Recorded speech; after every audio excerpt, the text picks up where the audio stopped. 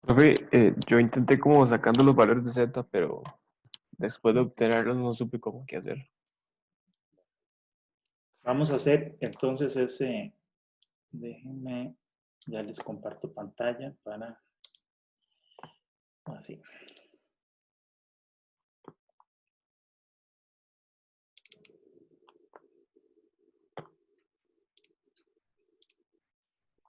Listo. Listo, ahí ya están viendo la pantalla, ¿no? Entonces, hagamos esto un poquito más pequeño para que lo puedan ver todo.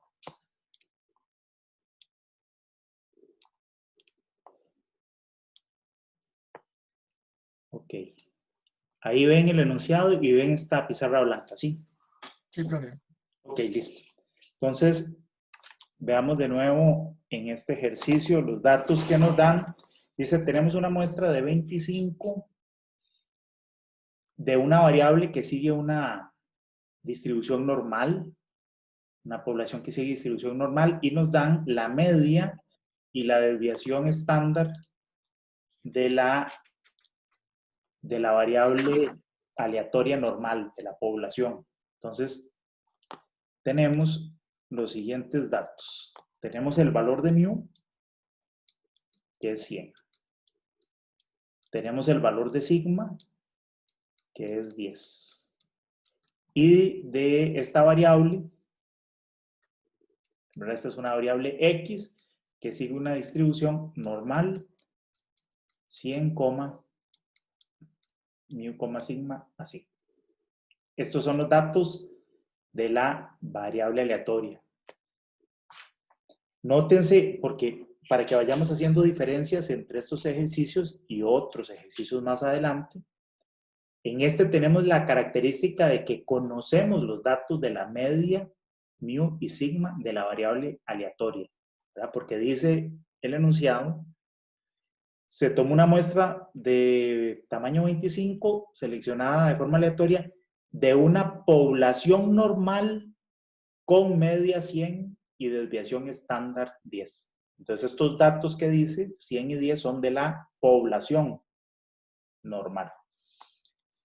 Bien, entonces de aquí se saca una muestra de 25 observaciones y nos preguntan cuál es la probabilidad de que la media muestral, es decir, que el valor de X barra, ¿verdad?, que nosotros calculamos así,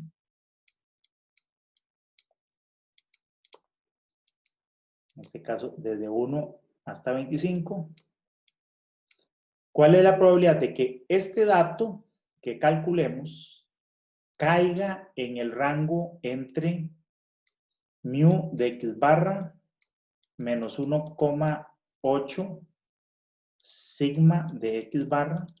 Ese sería el valor inferior, y el valor superior sería sumando una vez el sigma de X barra. ¿Okay? Les decía que aquí había que tener en consideración que la forma en que están construyendo el intervalo o los valores extremos hacen uso de mu de X barra, es decir, mu de X barra es la media de esta variable, de la muestra, no de esta, ¿verdad?, sino de esta, donde el valor esperado, donde eso es el valor esperado de este valor, de esta variable, perdón, y sigma de X barra se está refiriendo también al sigma de esto, es decir, a la raíz cuadrada de la varianza de X barra. Profe, Sí, ahí donde usted puso que X sigue una distribución normal de n paréntesis 10, perdón, 100,10, ¿no sería más bien 100,100? Porque la normal es mu, sigma cuadrado. es que puse sigma nada más, pero sí, Ok, estrictamente 10 al cuadrado. ok. Entonces, este sería, les decía, mu es el valor esperado de X barra y sigma sería la raíz cuadrada de la varianza, pero de X barra. Entonces aquí nosotros tenemos que saber que el valor esperado de X barra, ¿cuánto es? ¿Cuál es el valor esperado de la media muestral? 100. 100 es igual a, el valor esperado de X barra es igual a mu, o sea, en este caso 100. Y esto sería la raíz cuadrada de la varianza muestral. ¿Cuál es el valor? ¿Cuánto es la varianza de X barra? Recordemos que es igual a sigma cuadrado entre n, ¿verdad? O lo que es lo mismo, sigma entre raíz de n. ¿Verdad? Este es el valor de la desviación estándar de X barra, ¿verdad? ¿De acuerdo?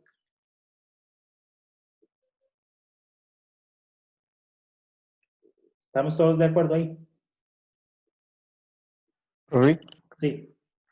eso quiere decir que no es exactamente entonces sigma, hay que dividirlo entre la raíz de n. Así es. Hay que tener cuidado porque por eso les decía yo que tuvieran cuidado en que acá está hablando de sigma de X barra, no está hablando de sigma. Es sigma de X barra, o sea, la desviación estándar muestral, de la media muestral, y aquí está hablando también de lo mismo. Y aquí lo mismo, solo que aquí no importa si uno no se da cuenta porque es el mismo valor, pero aquí está hablando de los parámetros de esta variable. Y eso es precisamente por la nomenclatura de esa ecuación. Si la ecuación no trajera esa nomenclatura, entonces Ajá. no haría efecto, por así Sí, decirlo. sí, es porque aquí dice sigma de X barra. Si dijera solo sigma, cuando uno escribe solo mu o solo sigma, se refiere a estos, ¿no? Estos valores que son los de la variable X. Pero aquí está hablando de la variable X barra. Entonces, los valores extremos que nos están preguntando serían, por un lado, entonces sería mu, que es el mismo valor, menos 1,8 multiplicado por el sigma de X barra, que el sigma de X barra es, vimos, sigma entre raíz de n, es decir, sería por 10 entre raíz de 25. Ese sería el valor extremo inferior, que creo que esto da 96,4. Vamos a comprobar. Sería 100 menos 1,8 por 10 entre la raíz de 25. Ajá, 96,4. Y el valor superior sería 100 más 1 multiplicado por 10 entre raíz de 25. Que eso nos daría 100 menos 10 entre la raíz de 25. Eso daría 98.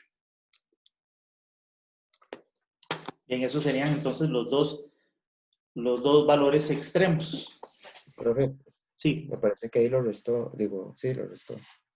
Ah, sí, resté, tiene razón.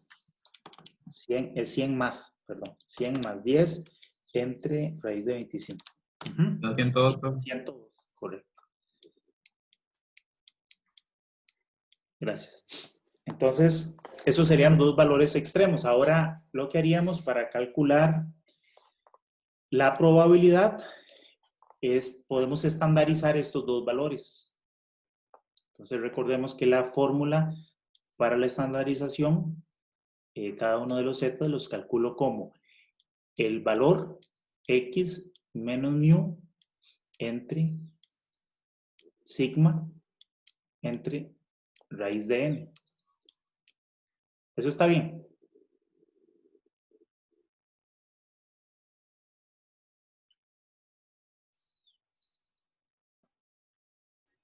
No es X barra, profe. Sí, aquí es barro. Ok. Bueno, se dieron cuenta de que no puse x barra, pero en realidad todo está mal. Sería nada más, sería eso. Sería x menos mu entre sigma. Ah, no, perdón. No, sí tiene razón. Tiene razón. Es que estoy confundido con... Entre sigma raíz de n, porque aquí lo que estoy haciendo es... Este valor, ¿verdad? Este sí es el valor de x barra, que es el de la media muestral, porque lo que yo quiero es verificar, determinar cuál es la probabilidad de que x barra caiga en este valor, digamos, que x barra tenga este valor inferior o que x barra tenga este valor superior. ¿Verdad? Eso es lo que me preguntan. ¿Cuál es la probabilidad de que la media muestral caiga en este intervalo? Entonces me están preguntando un intervalo para x barra. Entonces sí, como es x barra, lo calculo así. Si me hubieran preguntado cuál es la probabilidad de que, digamos, si estuviera creando un intervalo para x, para la variable original, entonces el z que tengo que utilizar sería nada más x menos mu entre sigma. ¿Okay? ¿Ven la diferencia? Sí, dígame. Disculpe, eso es si me dicen que sea el intervalo de la media y no de la media muestral. Sí, digamos, un intervalo es, si yo estuviera transformando valores, ¿cuál es la probabilidad de que la variable original, esta variable x, caiga entre un par de valores? Me están preguntando por la variable aleatoria, digamos, original, esta que sigue esta distribución. Entonces, cuando yo estandarizo valores de esta variable x, uso esta distribución, esta estandarización. Pero cuando me están preguntando probabilidades en las que cae x barra, que es la media muestral, entonces utilizo esta otra fórmula. ¿Sí?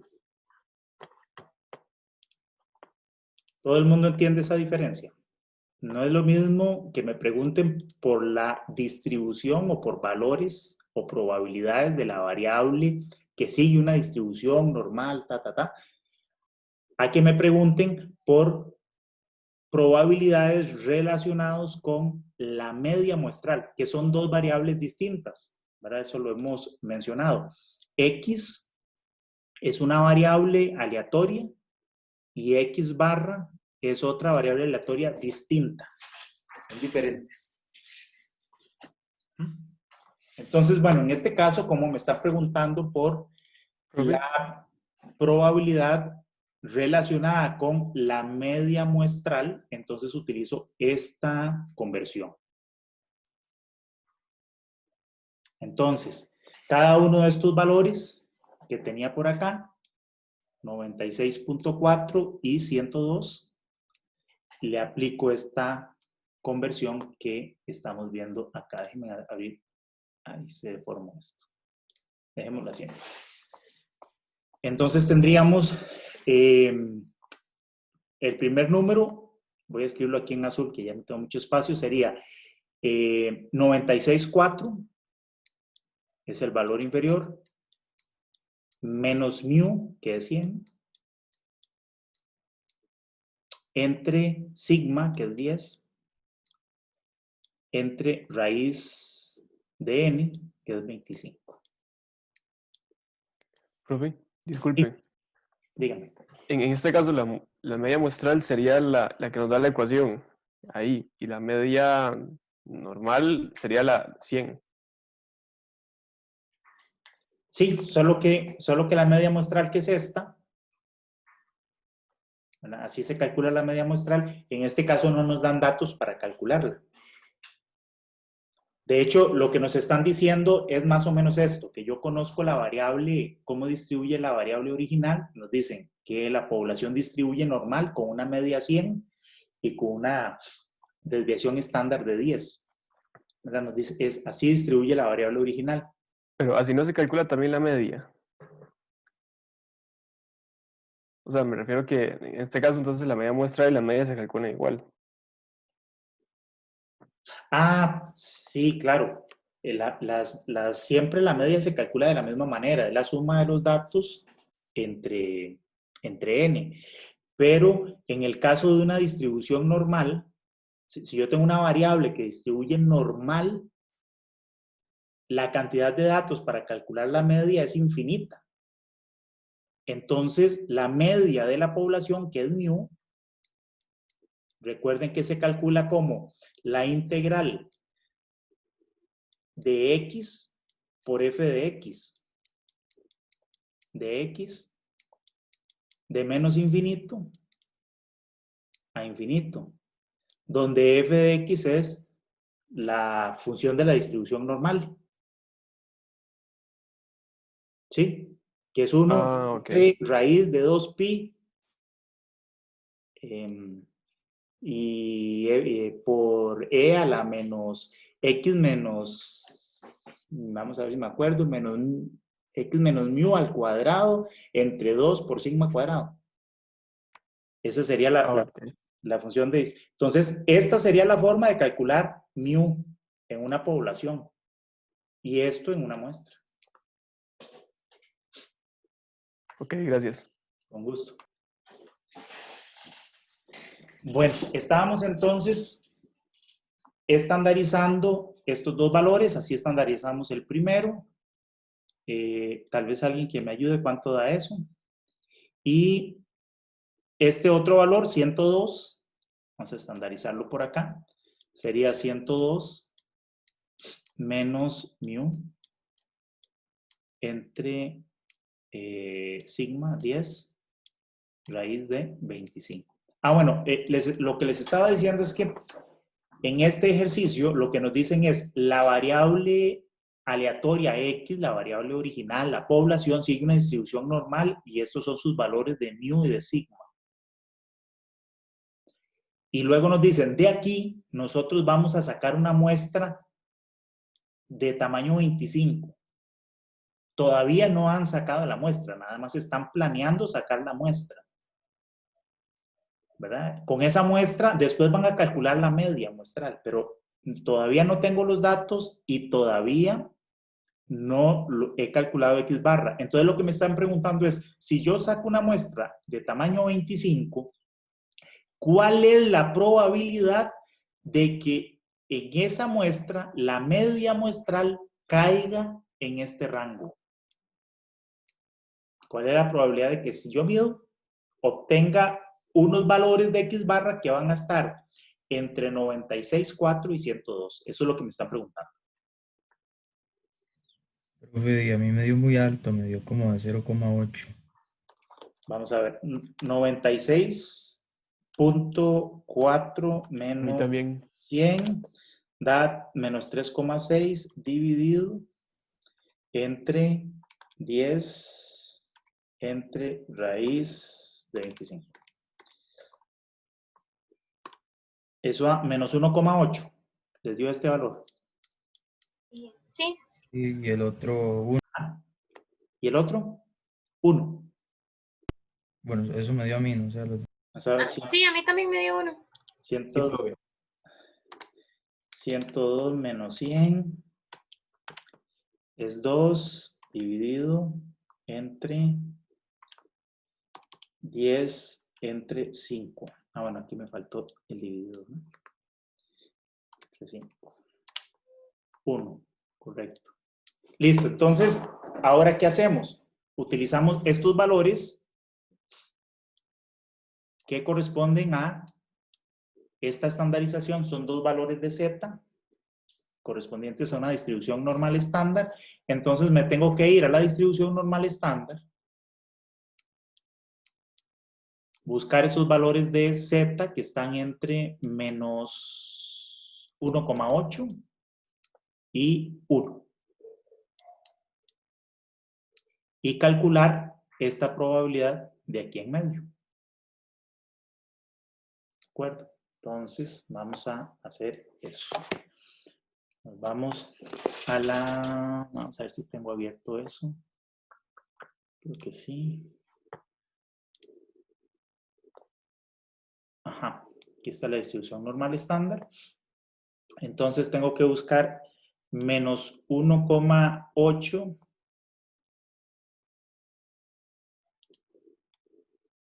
Es esta columna, la segunda, esta. Menos 1, bueno, aquí está menos 1,8 aquí al final en 0, 0, ¿verdad? Queda 0,03593. Voy a anotarlo. 0,03593 y el otro valor es menos 1, también menos 1,0000, quedaría 0,158655. Pero ese no es 1 menos eso, por ser... Sí, claro. Estoy anotando primero estos valores y luego hay que restarle 1 menos esto. Correcto. Entonces hacemos 1 menos 0,158655 y eso me da 0,8413, más o menos, 345. Y a eso le tengo que restar 0,03593 y nos da 0,80. 54 más o menos. ¿Todo el mundo de acuerdo cómo se hizo? ¿Claro? ¿Alguna pregunta?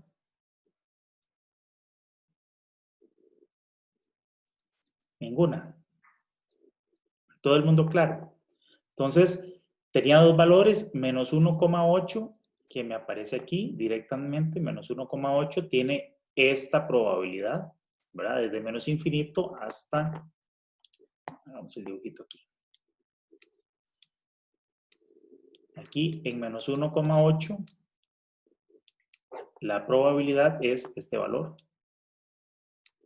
Es esta área. Luego el otro valor que necesito es 1, que está al otro lado. Como no tengo 1 positivo, me fijo en menos 1. Menos 1, se me perdió, está aquí. ¿Ah? Aquí está menos 1. Esta probabilidad es este valor. Y esta probabilidad sería igual a esta. Bueno, pues una forma es sumar estas dos cosas y a 1 restarle eso. O lo que es lo mismo, más bien, usar la probabilidad de menos 1,8, que era esta, y la probabilidad de menos 1, que está aquí. Como esta probabilidad es de este pedacito, la probabilidad total completa hasta acá, esta, sería 1 menos esta. 1 menos 0,1580 y es esto de acá. Entonces, a esta probabilidad le quito esta. Bueno, haciendo todo eso, dígame. Eso es por ser el 1 negativo, ¿verdad, profe? Sí, porque el valor que yo necesito es 1, ¿verdad? Entonces, digamos, yo necesito, si este es 1, necesito esta probabilidad para luego a esta restarle la de menos 1,8 para que me quede lo en medio. Como esta no la conozco, yo en realidad la que conozco es la de menos 1 que está de este lado, que tiene esta probabilidad, pero es igual a esta. Entonces, Ok. 1 menos esto me daría esta de acá. Toda esa. Y a esa le quito la de 1,8. ¿Entendido? Sí. Entonces, de nuevo, la probabilidad de que sea menor que 1 sería 1 menos esto. O sea, 1 menos 0.158655. Eso da 0,8441 más o menos. Y a eso le tengo que restar, la probabilidad de que sea menor que menos 1,8, que es esta. Menos 0.3593. 0,80. Entonces, volviendo acá, esta probabilidad de que esté entre menos 1,8 y 1, que es la misma probabilidad de que la variable x barra esté entre 96,4 y 102, esta probabilidad nos termina dando 0,80 y 85, digamos, para redondear a 54. ¿Alguna pregunta?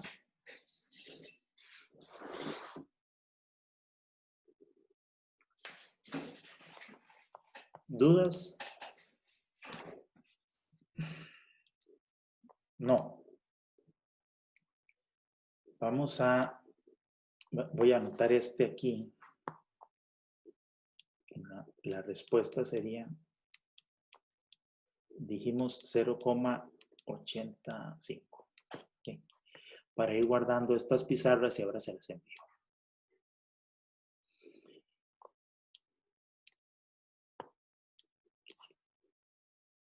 A ver, aquí.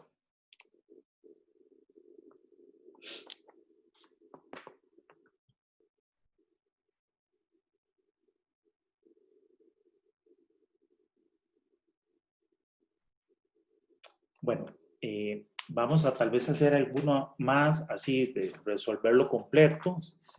Podrían ir haciendo el segundo, ahí tienen el enunciado, y pasamos de una vez a revisar.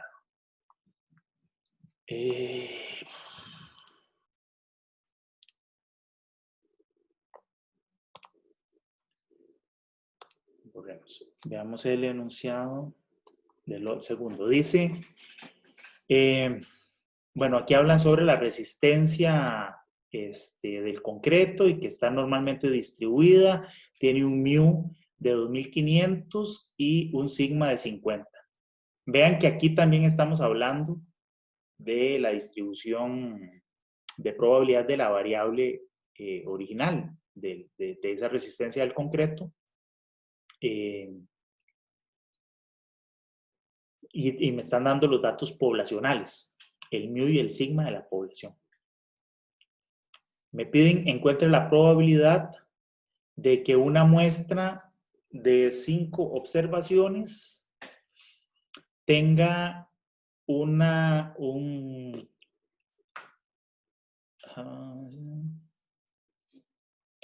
sí, estoy sacando 5 especímenes, ¿verdad? De unas muestras, ¿verdad? Y que la resistencia de esas muestras caiga en el intervalo de 2.499 y 2.510. Estos valores, 2.499 y 2.510, serían los valores de X barra. Este ejercicio es como el de arriba, solo que más sencillo porque ya no tengo que calcular estos valores inferior y superior, sino que me los están diciendo. Son 2.500 y 2.499 y 2.510. Lo único que tengo que hacer acá es estandarizar estos dos valores, también haciendo entonces X barra, o sea, este valor menos mu entre sigma raíz de n. Lo mismo este otro, encuentro los zetas y hago lo mismo que acabamos de hacer. Entonces este lo vamos a pasar, ¿de acuerdo? Supongo que no hay preguntas. Ok. Luego... ok. Perdón, para esos casos, Z era X menos mu sobre sigma, ¿verdad? Nada más. No, porque me están preguntando por la media muestra, por el valor que me daría la media muestral. O sea, una cosa es que yo les diga, yo sé que la resistencia del concreto está normalmente distribuida entre 2.500 y 50, ¿verdad? Y yo les pregunté, ¿cuál es la probabilidad de que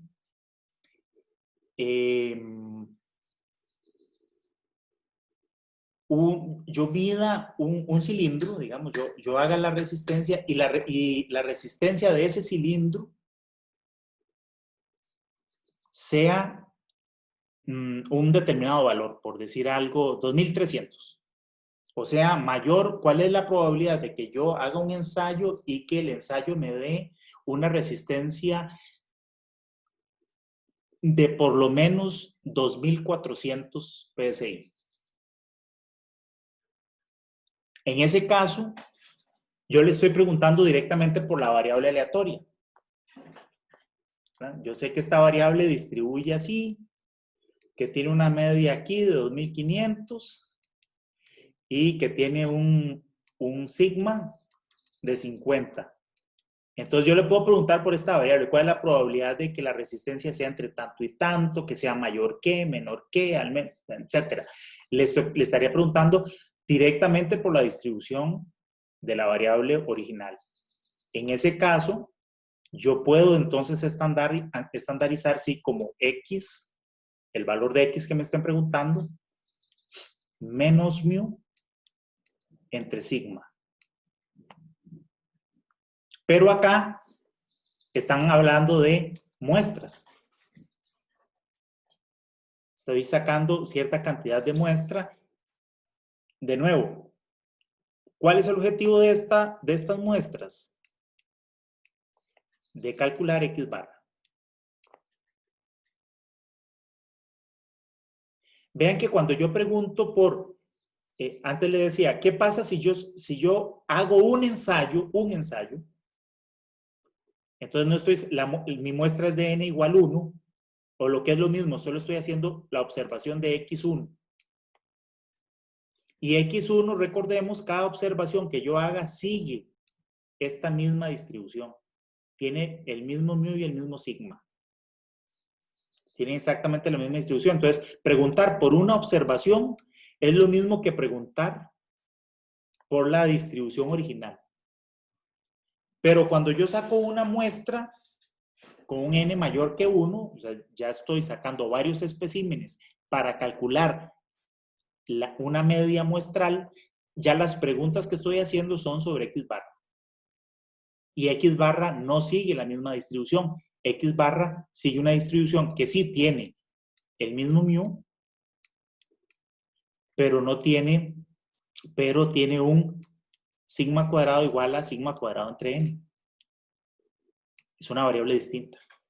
Entonces, cuando ya yo pregunto X barra, la estandarización ya no es de X, sino de X barra, menos mu entre sigma entre raíz de n. ¿Se nota la diferencia? Eso es importante. Esos son, digamos, las cosas importantes, estas diferencias, entender conceptualmente qué me están preguntando. Porque los cálculos son muy fáciles, ¿verdad? Aquí no estamos haciendo ni integrales triples, ni integrales de línea, ni cosas raras. Son puras sumas, restas y divisiones. Y fijarse en tablas, ¿verdad? No tiene mucha ciencia eso. La ciencia está en entender qué es lo que me están preguntando y cómo calcular. Sí quedó claro esa diferencia entre cuando yo uso esto y uso esto. Sí, profe, gracias. Con gusto. Bueno, entonces a este les decía, se calcula igual y tengo que usar esta fórmula de abajo. Veamos la que sigue. Bueno, aquí había una pregunta más. Dice, considere también estos mismos especímenes de concreto y pregunta, ¿cuál es el error estándar de la media muestral? ¿Cómo calculo eso? Me están preguntando entonces por el error estándar, o sea, la desviación estándar, que es sigma de X barra.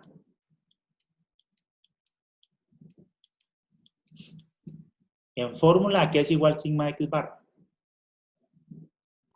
Es igual a, ¿sí? Sigma entre raíz de n. Exacto. Eso es. Y simplemente ahí sustituyo y ya está. Muy bien. Veamos la que sigue. Tenemos una muestra de 7 observaciones. Dice que provienen de una población que tiene media mu, varianza sigma cuadrado. Y tenemos dos estimadores para mu.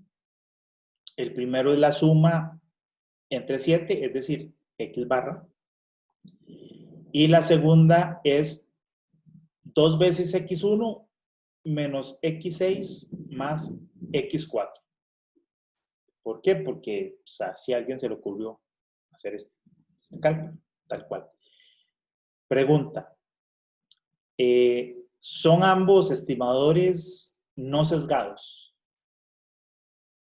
Entonces, para saber eso, ¿qué hacemos?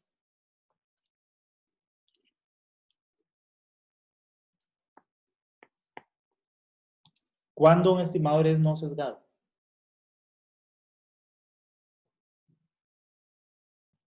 Cuando el esperado es igual o no.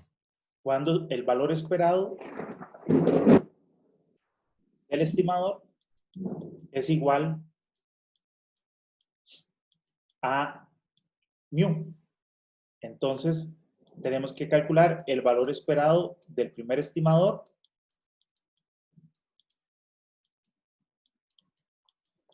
que sería el valor esperado de esta fórmula, ¿verdad? Profe, disculpe un toque, usted dice que es igual a mu, pero por ser este caso, o siempre. Perdón, ¿cómo fue la pregunta? Usted dice que es no sesgado porque el valor esperado del estimador es igual a mu, pero que sea igual a mu es en este caso, o sea, eso es para que sea no sesgado en este caso, o siempre. Siempre. Si esto es un estimador, aquí estamos usando esto como estimador de mu, de este parámetro, ¿verdad? Ah, ok, sí, sí, es cuando, por eso es cuando el estimador tiene que ver con mu. O sea, Sí, puede que sea diferente. pero digamos en general, digamos que no es mu, digamos que es otro. Es un parámetro cualquiera, este es el parámetro.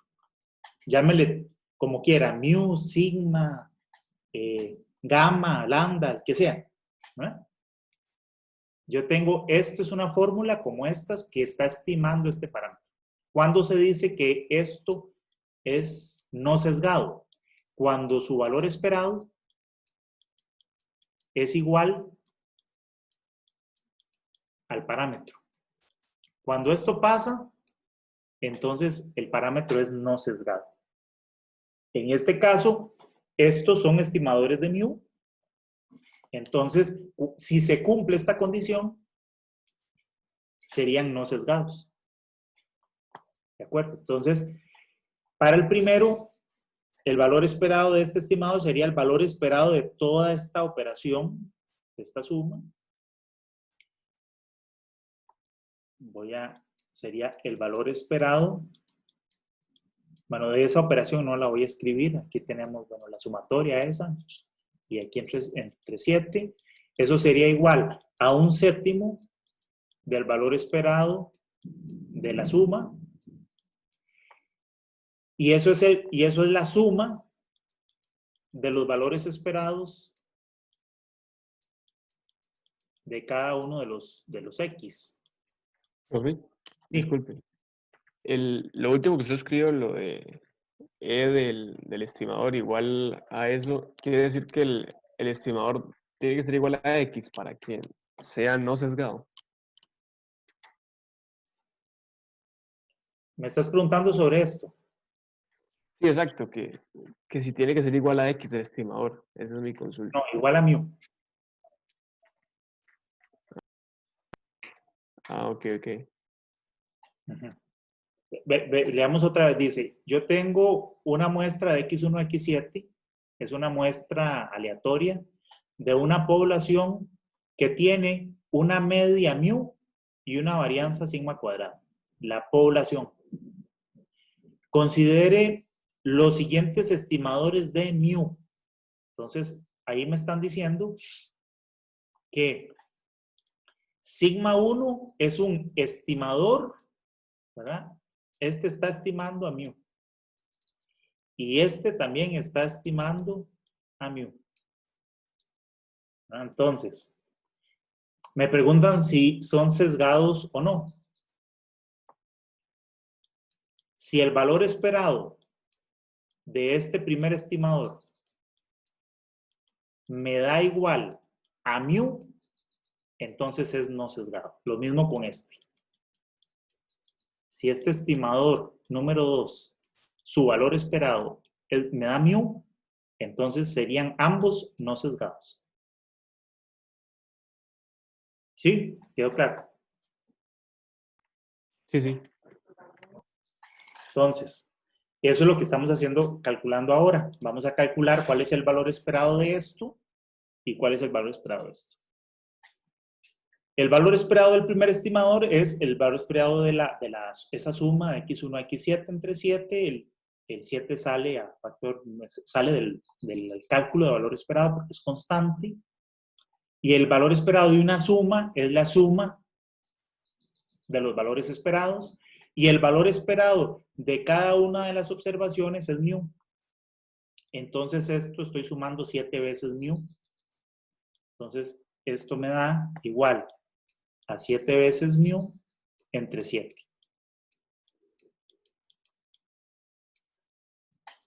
Hemos probado que el valor esperado del primer estimador es mu. Lo mismo hacemos con el segundo estimador.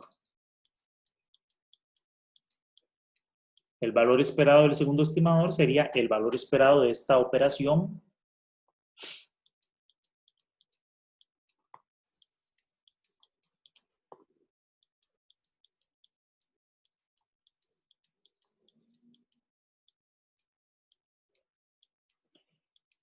Este medio sale de la operación y luego sería el valor esperado de esto menos el valor esperado de esto más el valor esperado de esto. El valor esperado de esto sería, el 2 saldría fuera del operador y el valor esperado de x1 es mu, entonces sería 2 mu. El valor esperado de x6 es mu. Y el valor esperado de x4 también es mu. Entonces, este con este se cancelan. Y me da, y este con este se cancelan y me da mu. Entonces, el valor esperado del segundo estimador también es mu. Respuesta.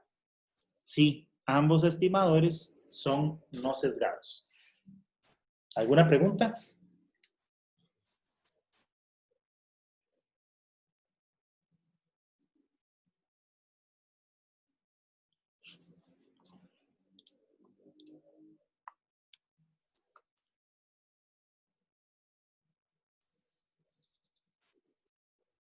Sí, alguien me está preguntando en el chat que, Leonardo, que si el primer estimador no si corresponde o no corresponde al promedio, porque precisamente se están sumando los 7 valores y dividiendo entre n. Sí, exactamente. Solo que aquí no nos dijeron que esto era x barra, nada más nos dijeron que era un primer estimador, pero efectivamente este primer estimador corresponde a x barra.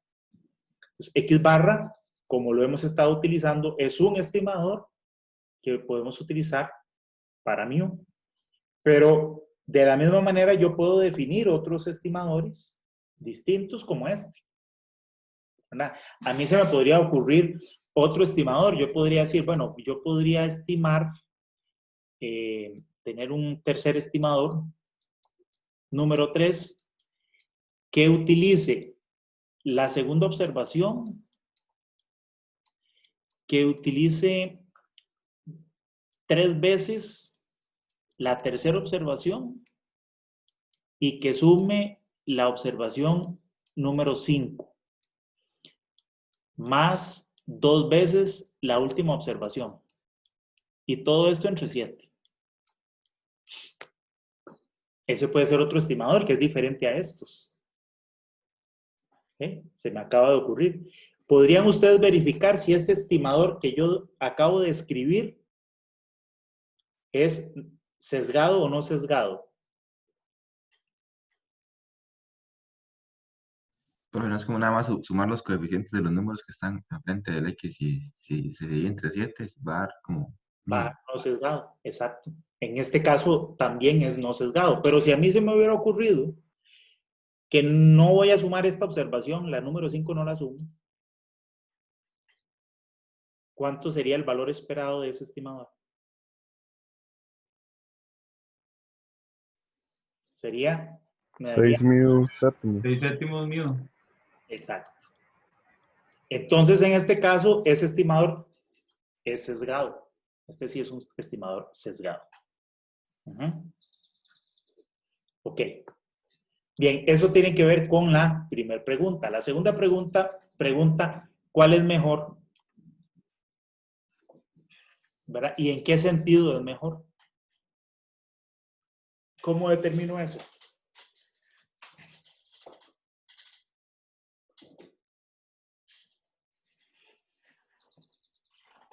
El que tiene menos varianza. Exacto. En este caso, como los dos estimadores son insesgados, con solamente determinar la varianza de esos estimadores, la puedo comparar y ya. Si no, la otra manera de hacerlo es calculando lo que dice aquí. La eficiencia relativa de los estimadores. ¿Verdad? ¿Se acuerdan cómo se calcula la eficiencia relativa? La eficiencia relativa es la relación entre los errores cuadrados medios, que se llamaban los MSE. Yo calculo el MSE, por ejemplo, por decir algo, del segundo estimador respecto al primero, o al revés, como quieran. Y esos estimadores, ¿cómo se calculan? Recuerden que son igual a la varianza, o digamos, o lo que se llama así, la varianza del estimador más el sesgo al cuadrado. ¿Okay? Y abajo igual. La varianza más el sesgo. Claro, lo que ocurre aquí es que como ambos estimadores son no sesgados, esto es 0 y abajo también va a ser 0. Entonces, básicamente, lo que comparo son las varianzas. Pero puede ser que yo tenga estimadores sesgados, entonces no me puedo fijar solo en la varianza. O puede ser que yo tenga un estimador no sesgado, ¿verdad? Que esto sea 0, pero que su varianza sea mayor que otro. Entonces no es tan fácil, sino que la manera correcta es haciendo este cálculo. Entonces, bueno, de todas maneras, necesito entonces las varianzas. Tendría que hacer la varianza de esta cosa de acá. Ya aquí sabemos que la varianza de esto me va a dar sigma cuadrado, ¿verdad? Para este estimador necesito calcular la varianza, entonces tengo que calcular la varianza de esto. ¿Ok? La calculan y comparamos, a ver qué da.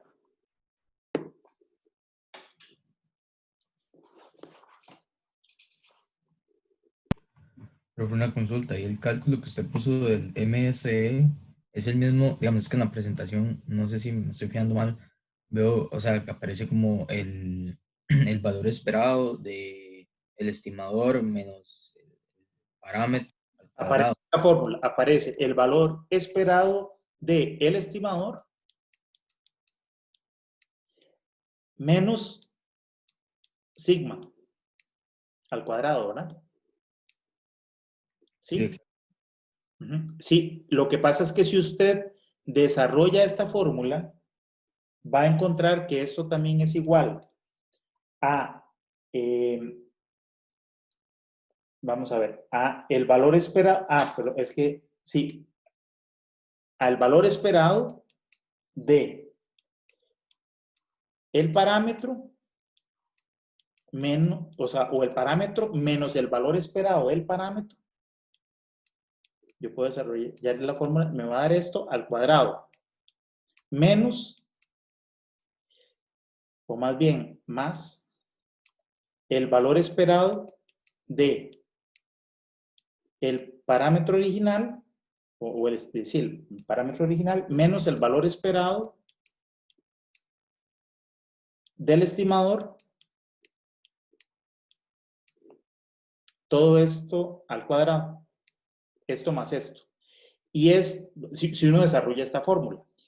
Y este término,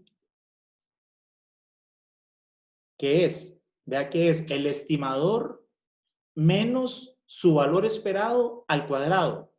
¿Qué es eso? La varianza. Eso es la varianza del estimador. Y este otro término que suma aquí, ¿qué es? Es la diferencia entre el parámetro y el valor esperado del estimador. Eso es lo que llamamos, esto es el sesgo. ¿Verdad? Este es el sesgo al cuadrado. Entonces, es esta fórmula simplificada que yo calculé, escribí aquí. Varianza más sesgo al cuadrado. Ok, profe. Gracias. Con gusto.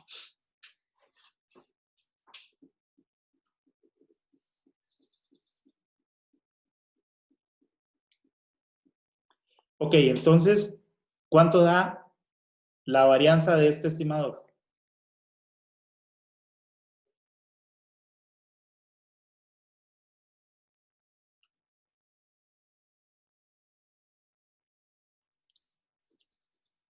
Daría, bueno, este 2 o este medio sale, ¿no?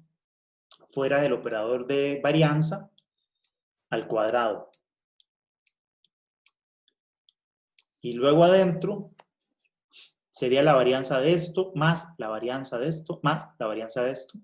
La varianza de esto me va a dar también, este se eleva al cuadrado, es 4 por sigma cuadrado más sigma cuadrado y más sigma cuadrado.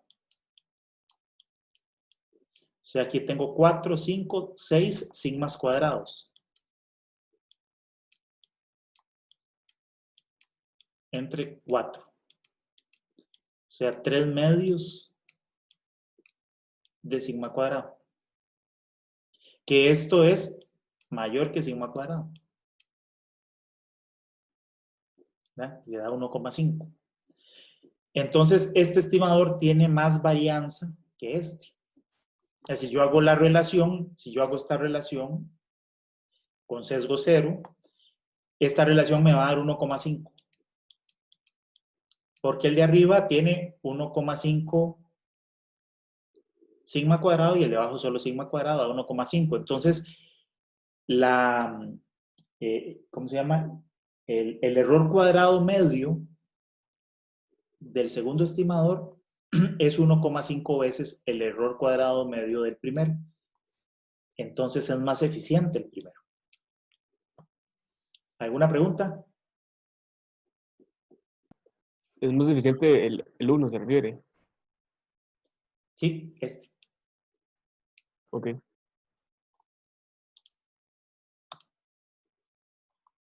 Sigamos con el siguiente.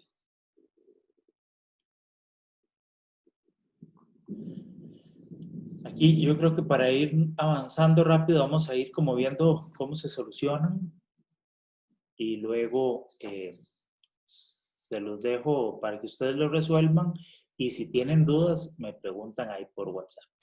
¿Okay? O sí, por WhatsApp, pero el grupal, para que todo el mundo tenga las consultas y las respuestas.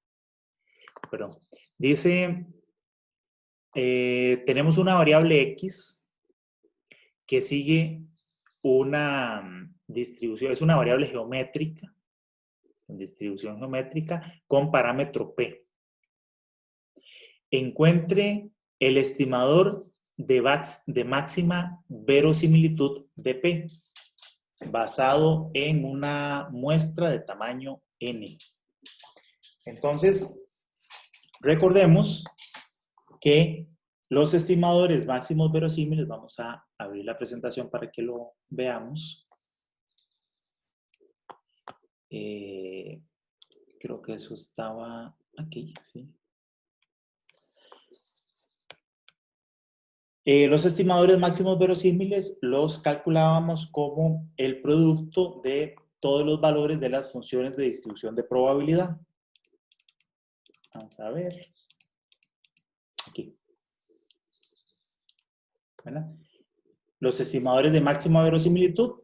La verosimilitud es el valor de la función de distribución calculada para todas las observaciones, para la observación 1, la 2, la 3, todas en función del parámetro, ¿verdad? Aquí teníamos un ejemplo, en este caso una distribución de Bernoulli que sigue esta distribución, entonces lo que hago es multiplicar todos los valores. Aquí nos están preguntando por una variable que sigue distribución geométrica, sigue esta fórmula. Entonces la verosimilitud es esto multiplicado en x1, en x2, x3, etcétera, hasta xn. Ese producto de todos estos términos sería la verosimilitud. ¿De acuerdo? Es decir, L, la verosimilitud en función del parámetro P, sería la multiplicatoria desde I1 hasta N de 1 menos P, X sub I menos 1 por P. Sería este producto, la verosimilitud.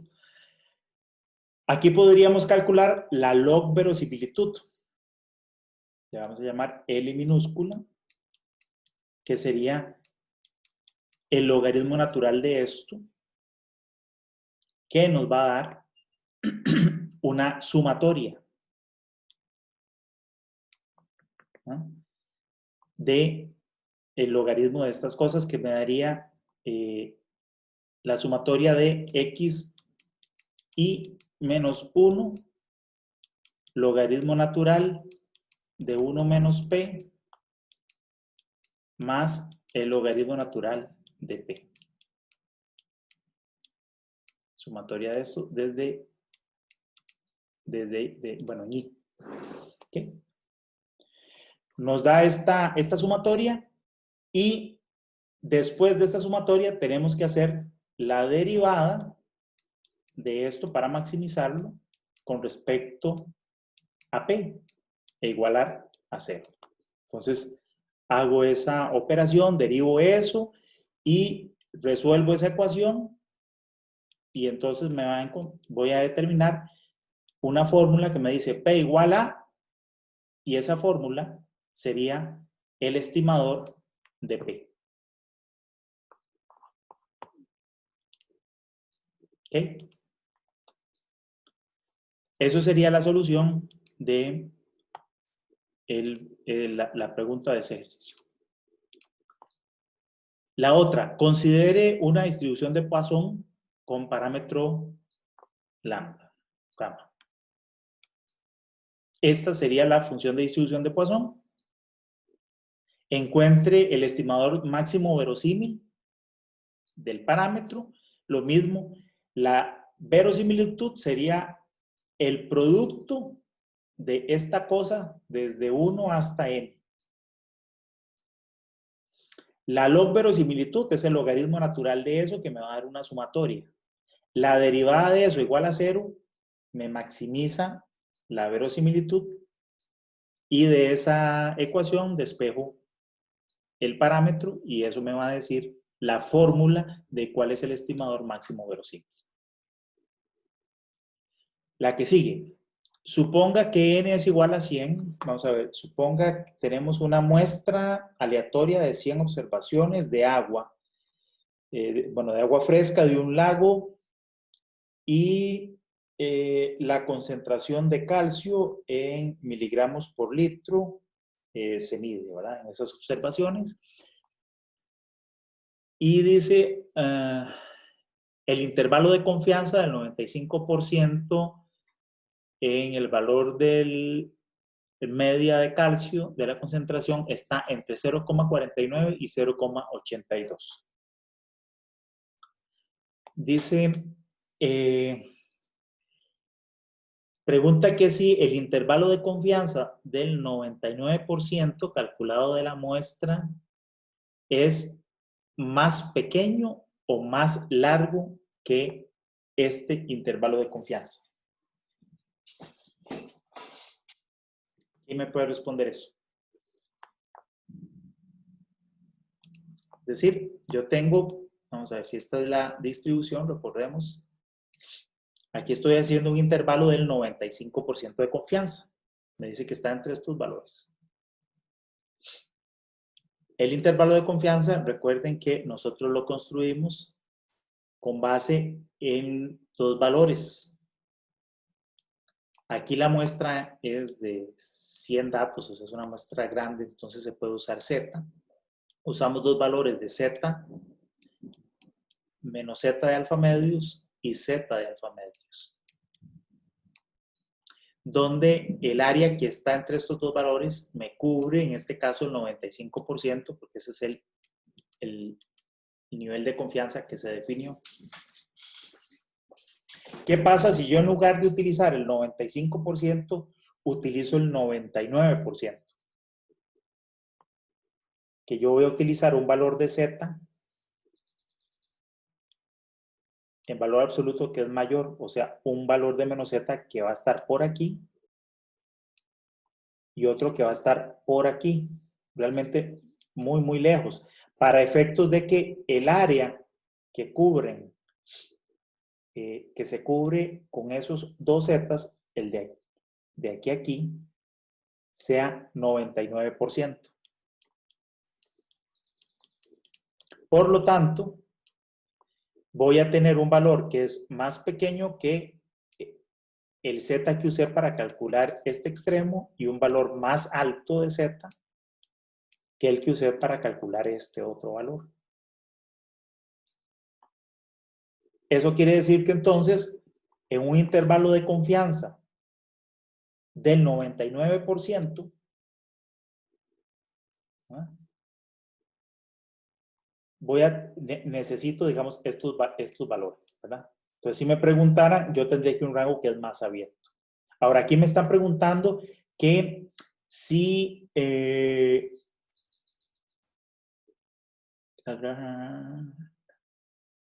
bueno, sí, eso es, ¿verdad? Estoy calculando ese intervalo de confianza de la misma muestra, de los mismos datos, ¿verdad? Entonces, ¿es más largo o es más corto? ¿Es más grande o más pequeño el rango? Es más grande, necesariamente, ¿verdad? Es un rango más abierto. ¿Queda claro? Sí, profe. La segunda pregunta, considere estas aseveraciones. Dice, hay un 95% de probabilidades de que mu se encuentre entre 0.49 y 0.82. ¿Es eso correcto o no? Con este intervalo.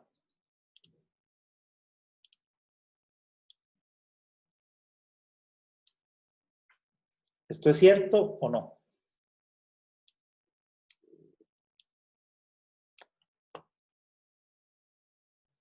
Sí, sería cierto.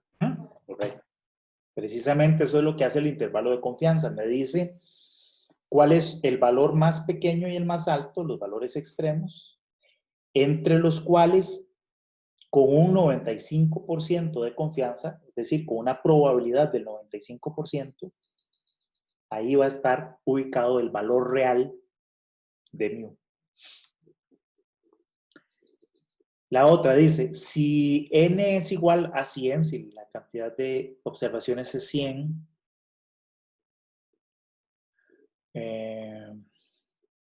ok, y calculo el intervalo de confianza, 95%, y este proceso se repite con 1000 observaciones, 1000 veces, ¿verdad? Este proceso se repite 1000 veces.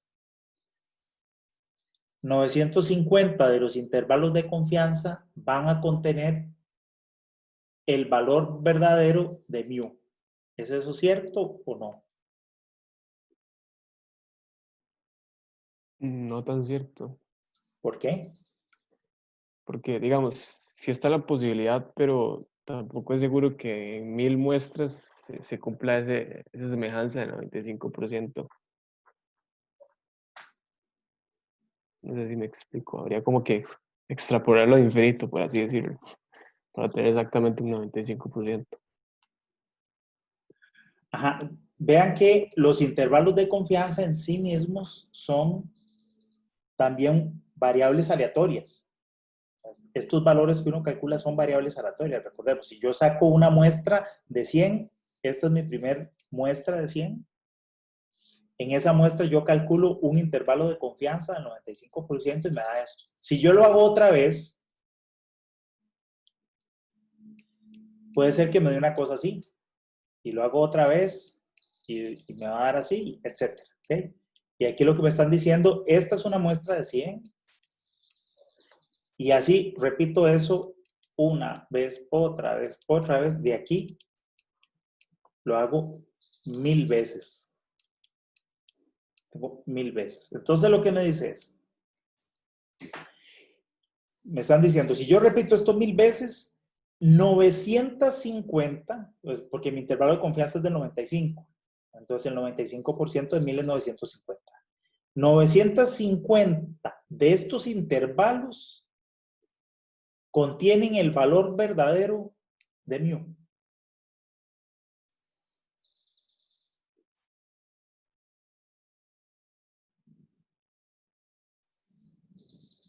Profe, yo pensaría igual que el compañero, como que no necesariamente, pero no estoy seguro. ¿Son más o son menos?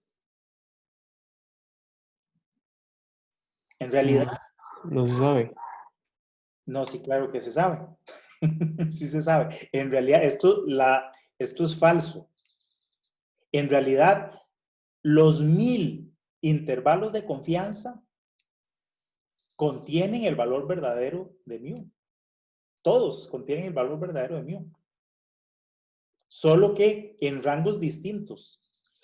Cada vez que yo tomo una muestra, cada vez que yo tomo una muestra y con esa muestra calculo un intervalo de confianza, lo que estoy diciendo es que dentro de ese intervalo de confianza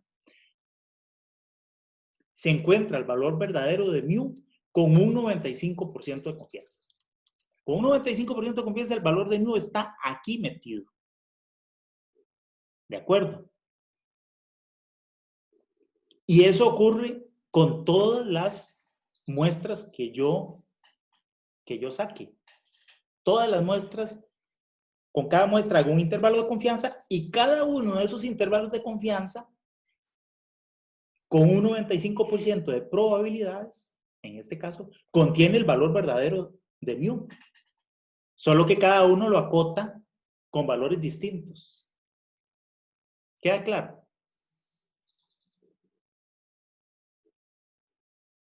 Profe, y si la pregunta fuera eso, que si 950 de las 1000 tienen el mu en ese intervalo entre 0,49 y 0,82, la respuesta sería la que dijo el compañero, de que no se sabe. Ah, claro, no. Es que este intervalo aplica solamente para la primera muestra. Porque, ¿cómo se calcula este intervalo? Con los datos de esa muestra, ¿verdad? Para calcular este intervalo, recordemos, cada uno de estos valores, este valor y este otro extremo, se calculan de la siguiente manera. Se calcula el promedio de los datos de esa muestra y se le suma y se le resta z de alfa medios por sigma entre raíz de n. Así es como se calcula. Bueno, si lo hago con las muestras, si no tengo sigma, lo calculo con S, ¿verdad? S entre raíz de n. Así lo calculo, con los datos, precisamente con los datos de la muestra. Y estos valores, este intervalo de confianza, es válido para esta muestra nada más. Eso es lo que me va a dar este valor y este. Si yo calculo otra muestra, me van a dar valores distintos porque su media muestral y su S muestral va a ser distinto. Sí van a tener igual esto. Z y raíz de n es lo mismo, pero estos valores son diferentes en cada muestra, entonces estos valores no corresponden. Entonces, sí, se entiende.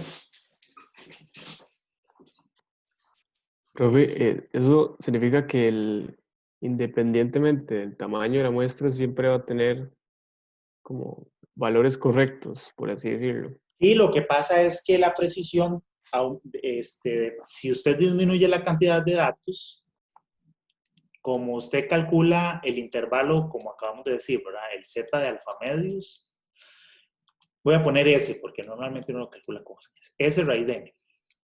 Entonces, si N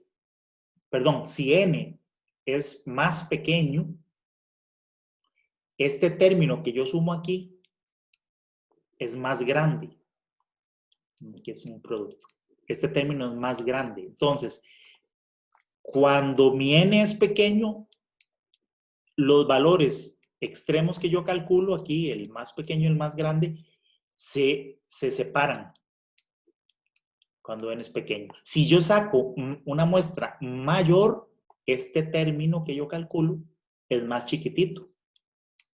Yo acoto, ¿verdad? Entonces, al aumentar N, yo voy acotando y encerrando, tengo mayor precisión a la hora de calcular el intervalo de confianza para X barra.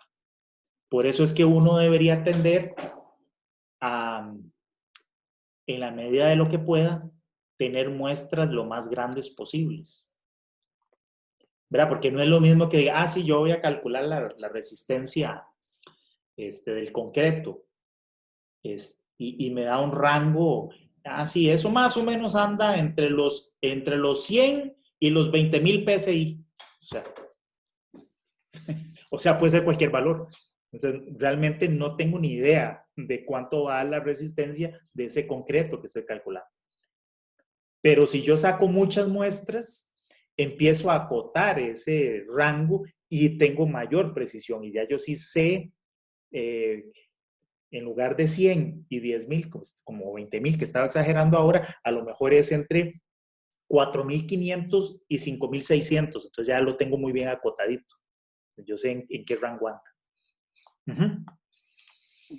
¿Profe? Sí. Y si, por ejemplo, el intervalo de confianza, digamos una situación que se disminuye demasiado, qué sé yo, que llega a ser 40%, igual se podría decir que los 1000 son como correctos con un intervalo de confianza de un 40%. Claro, pero sí, yo te entiendo. O sea, lo que me estás diciendo es, como yo quiero aumentar la precisión, entonces en lugar de aumentar la cantidad de datos, lo que voy a hacer es reducir el nivel de confianza. ¿Verdad? Entonces, es eso, te estoy entendiendo bien. El nivel de confianza me dice como la probabilidad de que sea correcto, no estoy equivocado. Sí. El nivel de confianza me dice con qué probabilidad ese intervalo que yo estoy dando es correcto. Sí, ok. Entonces, como yo planteé la pregunta, entonces sí, las 1000 serían correctas, pero tendrían un muy bajo intervalo de confianza, como Sí, 40%. una probabilidad de que sea cierto muy baja.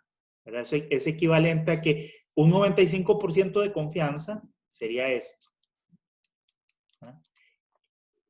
Entonces, vea, si yo aumento el nivel de confianza, la confianza, obviamente mis valores, mi rango se amplía.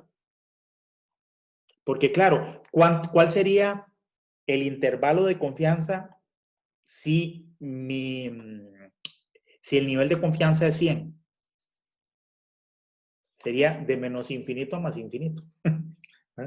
Es como diga, sí, la resistencia a la compresión del concreto está en un rango, yo estoy seguro, estoy 100% seguro que está entre menos infinito y más infinito. Sí, claro, cuidado pierde, ¿verdad? Sí, con 100% de confianza está en ese rango. Con un 95% de confianza te va a dar un rango más pequeñito que de menos infinito a más infinito. Si yo disminuyo ese nivel de confianza a un 40%, claro, voy a tener un rango más chiquitito, ¿verdad? Como que lo acoto, la precisión.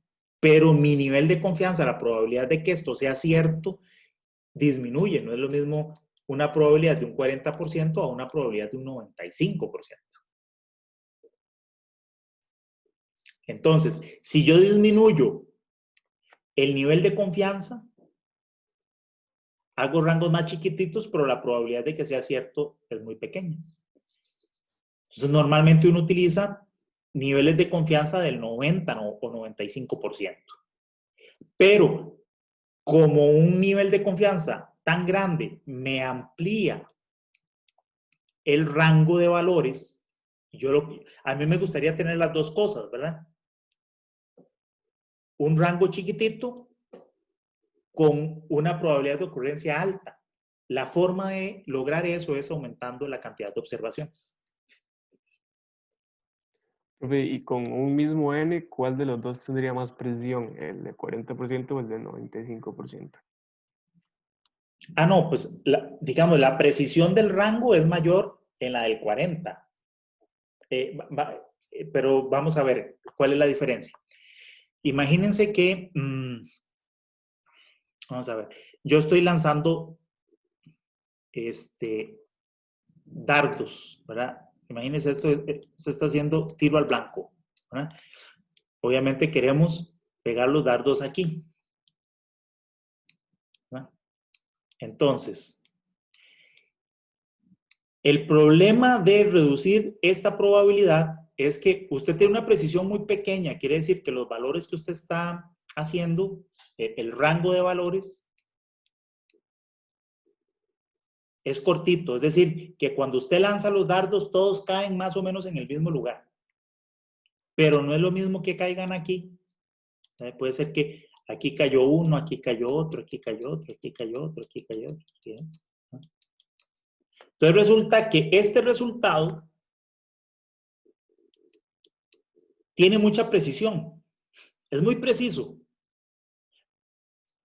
Pero puede ser como este tiene la misma precisión que este. ¿Verdad? Ambos tienen la misma precisión. Lo que pasa es que este es mejor, obviamente, que este. El problema es que cuando usted reduce la probabilidad del nivel de confianza, no sabemos si andamos por aquí o si andamos por aquí. Entonces, la única forma de garantizar que ando por aquí es aumentar el nivel de confianza. No usar 40, sino usar 95 o 90. Y además, aumentar N. Es la única forma cuando yo aumento N, reduzco, aumento la precisión. Es decir, que en lugar de tener, vamos a ver, en lugar de tener esto, así tan disperso, cuando yo aumento N, lo que hago es que acerco todos estos numeritos, aumento la precisión, como los hago así chiquito. Y si yo aumento el nivel de confianza, además me garantizo de que los numeritos están cerca del punto. No sé si queda claro.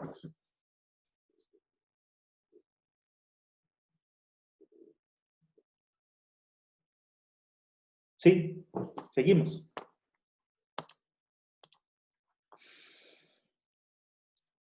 Vamos a ver qué hora es. Vamos a ir un poquito rápido para ver si cubrimos todos los ejercicios. Vamos a ver. Seguimos con este. Ok, dice que aquí estamos haciendo también un ensayo, un test, y que tenemos 20 especímenes. Estos son ensayos que se le están haciendo una tubería de PVC. La media muestral es de 1,25 y la desviación estándar muestral también 0,25. Encuentre el intervalo de confianza inferior de esa prueba, ¿verdad? De resistencia. ¿Okay? Entonces, bueno, tenemos solamente una muestra, ¿verdad? Fíjense que la muestra es chiquitita, son 20 especímenes. Recordemos que nosotros vamos a utilizar o vamos a considerar que la muestra es grande por encima de 40 observaciones, ¿ok? Vamos a decir 40. N mayor de 40 es grande. Entonces, en este caso, es pequeño. Yo les digo, normalmente el criterio es más de 40 o más de 30. Ahí anda entre esos dos valores. Hay criterios encontrados. Nosotros vamos a decir que 40. Más de 40 son muestras grandes. Esta la consideramos pequeña. Por lo tanto, como es una muestra pequeña, ¿cuál sería la fórmula que tengo que utilizar para crear el intervalo de confianza?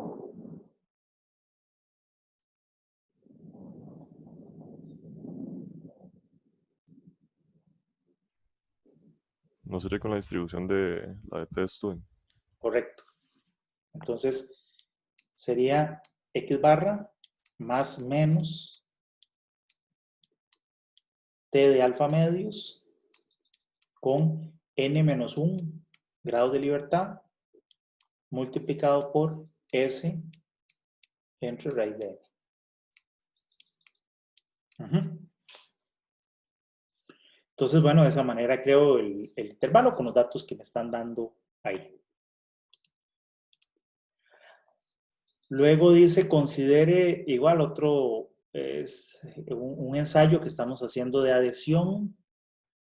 Se toma, bueno, de este material. Dice, se toman 22 observaciones. Se obtiene esta media y esta desviación estándar de la muestra. El intervalo de confianza del 95% se determinó que es este. Y se planea hacer una medición número 23. Y me piden entonces calcular el intervalo de predicción al 95% de confianza. Entonces, ¿cómo calculamos el intervalo? Bueno, fíjense, de nuevo, estos ejercicios consisten en que nosotros tenemos una cierta cantidad de observaciones, en este caso 22, y antes de hacer la medición 23 queremos predecir en qué valores podría caer esa observación n más 1. Entonces ahí usamos los intervalos de predicción. ¿Okay? ¿Cómo se calcula el intervalo de predicción? Recordemos que se calcula con una t-student, ¿no? Donde donde hacemos x barra más menos t de alfa medios, también con n menos 1 grados de libertad, multiplicado por S, la desviación estándar de la muestra, raíz cuadrada de 1 más 1 entre n.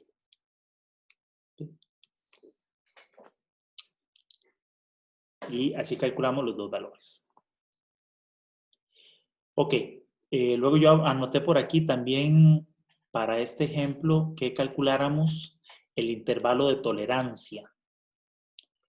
Para el intervalo de tolerancia necesitamos no solamente el nivel de confianza, sino que también necesitamos conocer o definir cuál es el porcentaje de observaciones que nosotros queremos que caiga dentro de ese intervalo. Entonces podríamos definir, por ejemplo, el 90%. ¿Okay? Entonces recordemos que en este caso los intervalos de tolerancia se calculan como x barra más menos un factor de tolerancia que se conoce como K multiplicado por S. Estos valores los tengo. Y este valor de tolerancia lo encontramos en unas tablas que ya vamos a abrir porque no las tengo aquí abiertas. Déjenme ver si ¿Dónde las tengo? Por aquí, creo.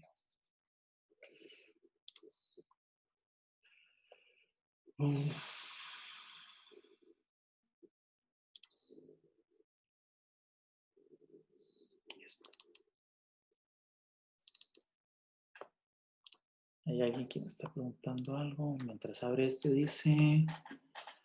Los temas del examen del jueves son lo que vimos hasta la clase pasada. Sí, correcto.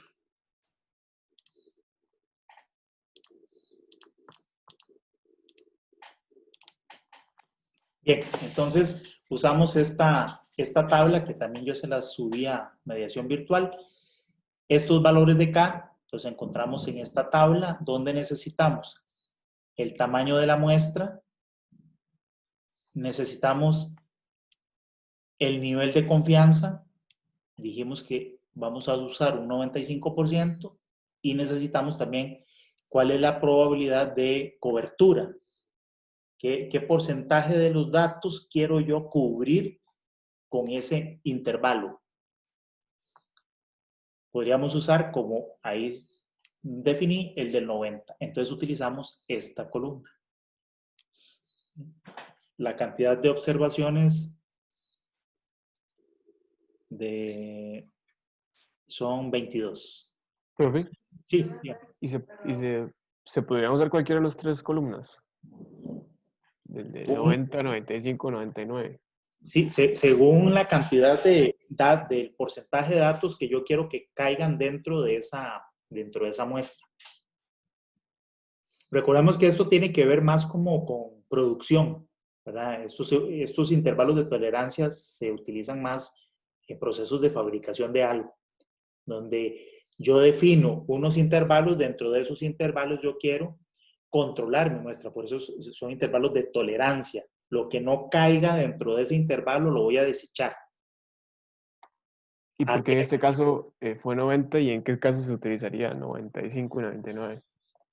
En la medida en que yo aumente esta probabilidad de, digamos, si yo paso de 90 a 95, 99, estoy aceptando resultados más variables. Entonces, desecho menos muestras, rechazo menos muestras o menos productos, pero estoy aceptando que el producto tenga una mayor variabilidad, tenga menor calidad. Si mi estándar de producción es más alto y yo no, bueno, no necesariamente porque yo lo quiera así, porque puede ser que así me lo exija. Yo necesito que mi producto sea muy preciso. Entonces, en ese caso, yo necesito desechar productos, digamos, con valores, incluso con menores diferencias. Entonces, bajaría del 99 al 90 o del 95 al 90. Usaría con 90, mi proceso de producción es más caro porque necesito mucha precisión. Con un 99%, estoy permitiendo mayor variabilidad. ¿Se entiende? Sí, sí. Ok. Bueno, entonces aquí me iría con esta columna.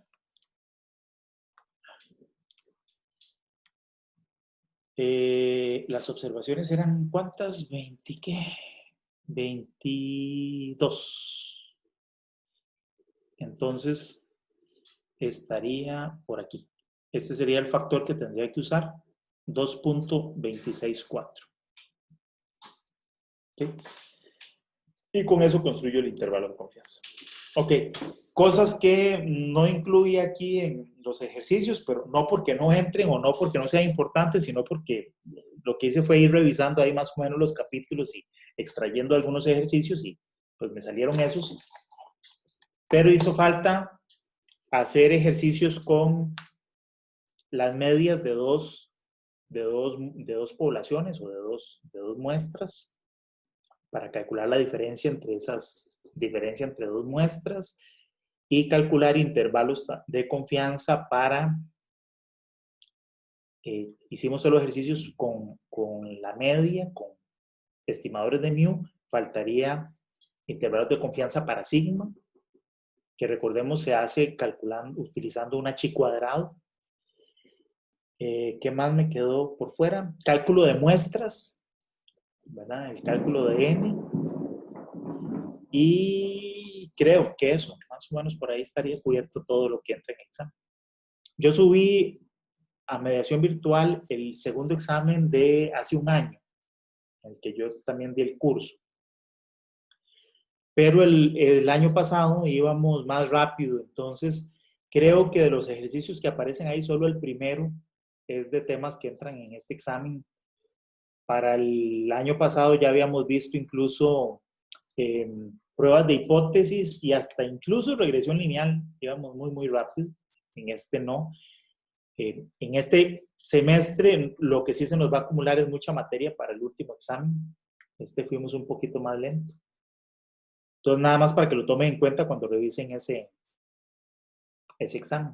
Y bueno, y por los demás, el libro tiene muchísimos ejercicios, ¿verdad? Estos que hicimos hoy, yo los saqué de ahí, más o menos iba pasando páginas y sacando ejercicios, pero tiene muchos ejercicios, entonces pueden practicar de ahí. Entonces, hasta aquí llegaríamos y espero que pasen buena tarde. Si no Profe, tienen caso, sí, diga. una consulta. En esa primera parte de ese ejercicio, del 8.28 creo, cuando estamos trabajando con un 99%, que piden como la cola inferior nada más, ahí el alfa lo tomamos como 1, no como promedios. No, perdón, sí, se me fue ese detallito, gracias por preguntar. Sí, como es nada más de una cola, entonces, vamos a ver, está aquí hecho al 99, sí, alfa sería 1%, no 0,5, es correcto. Ok, gracias. Con gusto.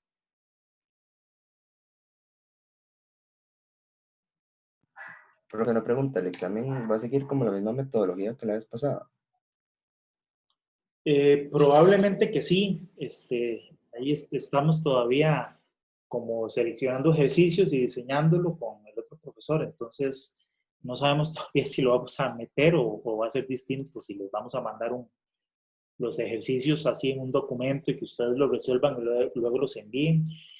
Solo que como son tantos, yo siempre prefiero utilizar la herramienta de autocalificación, aunque a veces da errores, como ustedes han visto, y me tenga yo que devolver después a revisar a mano, porque tengo que revisar menos, porque probablemente entonces sí se haga con la herramienta de examen de mediación. Ok, perfecto, gracias. Con gusto. Bueno, Profe, gracias. bueno, si no hay más preguntas, entonces aquí quedamos. Buenas tardes. Y quedo ahí. Buenas tardes, Si profe. tienen ustedes dudas de algún ejercicio o alguna cosa, con mucho gusto me preguntan, preferiblemente en el chat grupal, para que todo el mundo tenga la pregunta y la respuesta. Hasta luego. Gracias, profe. Profe, por ahí. Buenas tardes, profe, gracias. Con gusto. Muchas gracias, profe. Lindo día. Igualmente, gracias.